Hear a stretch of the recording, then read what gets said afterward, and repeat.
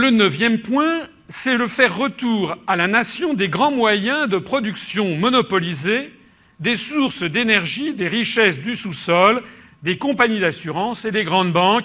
C'est ce qui était prévu tel quel par le Conseil national de la résistance. Eh bien, excusez-moi, mais c'est d'une brûlante actualité. Donc nous ferons retour à la nation, ce qui ne veut pas forcément dire nationalisation totale. Vous savez qu'il y a tout un dégradé dans les nationalisations, parce que la nationalisation d'une entreprise, ça coûte cher.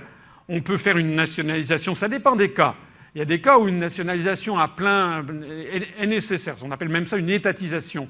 Mais on peut très bien avoir une nationalisation partielle en prenant une part du capital suffisamment importante pour faire de l'État l'actionnaire qui bloque les décisions, un actionnaire par exemple à 35%.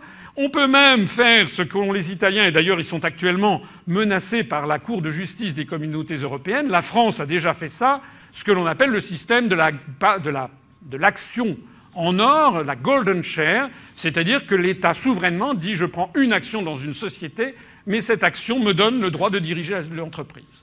Voilà. C'est comme ça.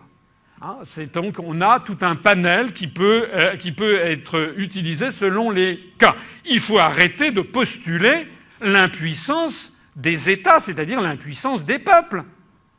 Nous avons un discours qui ne cesse que de dire aux Français, et comme à l'ensemble des peuples occidentaux, qu'ils sont impuissants. Or, les personnes qui disent ça c'est une oligarchie qui ne représente que quelques milliers de personnes. Donc ce sont les peuples qui doivent décider du retour à la nation. Alors, le retour à la nation que nous ferons, ça ne sera pas le programme commun de la gauche de 1981, mais ça sera un programme qui sera, je pense, acceptable par toutes les tendances de l'opinion publique, puisqu'il s'inscrira tout à fait dans l'esprit du Conseil national de la résistance. Donc renationalisation, retour à la nation de EDF. Retour à la nation de Gaz de France. Retour à la nation de France Télécom.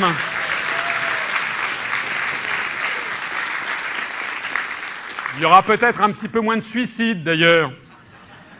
Retour à la nation des sociétés d'autoroutes. Retour à la nation des sociétés de réseaux d'adduction d'eau. Retour à la nation de TF1, je l'ai déjà dit. Retour à la nation de Télédiffusion de France, je l'ai dit. Et retour à la nation de tout établissement financier qui sera secouru par les fonds publics. Ce qui ne veut pas dire une nationalisation généralisée de l'économie. Hein, que l'on soit bien clair, il y aura toujours des sociétés privées de radio et de télévision. D'ailleurs, c'est conforme au génie français. Vous savez que la France est un pays de juste mesure. Nous n'avons jamais été bons pour une société totalement étatisée. D'ailleurs, ça ne s'est jamais produit en France, ça aurait certainement donné de mauvais résultats comme ailleurs. Mais nous n'avons jamais été bons non plus pour une société entièrement privatisée. Je rappelle dans ma conférence sur l'histoire que les Français ont eu un goût pour l'État qui remonte à loin, et notamment pour la justice sociale et pour les établissements publics qui remontent à Saint-Louis, qui remontent à environ 1240-1245, lorsqu'il avait créé les établissements de commun profit, c'est-à-dire des hospices pour indigents, et où tous les Français, quelles que soient leurs conditions, étaient soignés comme on pouvait soigner quelqu'un en 1245, mais quand même, c'était un progrès considérable et qui a profondément marqué notre mentalité nationale. Et vous connaissez Jacques Coeur avec Charles VII, vous connaissez Colbert avec Louis XIV, vous connaissez les frères Pereire avec Napoléon III, vous connaissez aussi peut-être cette fameuse parole de Charles de Gaulle qui disait, pour des grands sujets, des grands projets en matière économique et industrielle, il disait « il faut mettre de l'État là-dedans, sinon ça merdoie ». Eh bien voilà, c'est notre génie à nous. Il ne s'agit pas de faire la gloire de l'État. Il y a aussi toute une sphère privée, j'y viendrai dans un instant, qui doit pouvoir s'épanouir, mais il s'agit aussi d'avoir des moyens qui permettent de faire retour à la nation, en fait, de toutes les grandes infrastructures structurantes. Et d'ailleurs, c'est justifié. C'est justifié parce que toutes ces entreprises, je pense par exemple à EDF, sont des entreprises, il suffit de lire, il y a une formidable interview de Marcel Boiteux, qui était l'ancien président de EDF, qui explique que ce sont des entreprises qui ont besoin d'avoir des raisonnements sur ultra long terme. Il faut raisonner à 30, 35 ans, 40 ans quand on travaille en matière électrique. Comment peut-on avoir des systèmes efficaces si on le confie à un secteur privé qui exige une rentabilité à ultra court terme?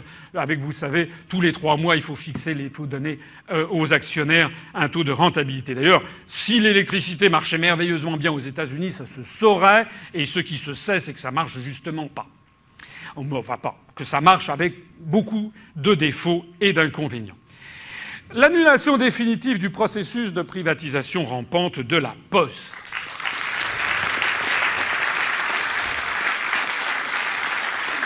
En vertu de quoi devrions-nous privatiser la Poste?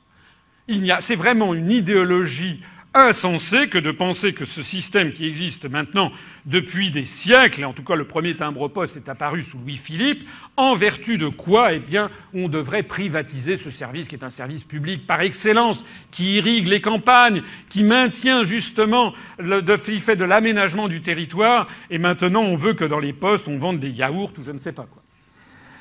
Interdire la privatisation des services publics stratégiques existant actuellement dans le domaine de la santé et de l'éducation.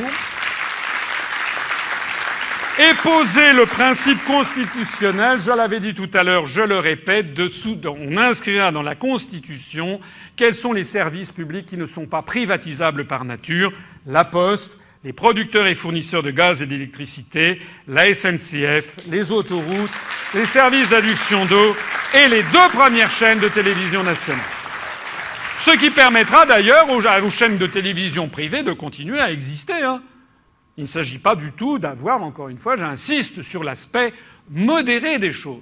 Seule l'inversion totale des valeurs que nous subissons permet de penser qu'un tel programme est un programme extrémiste. Pas du tout. C'est un programme tout à fait modéré, puisqu'il y aura de larges pans d'activités qui resteront au secteur privé, y compris d'ailleurs dans le secteur des médias. Donc il s'agit simplement de revenir à une juste mesure et tout simplement à des mesures de bon sens qui conviennent au peuple français.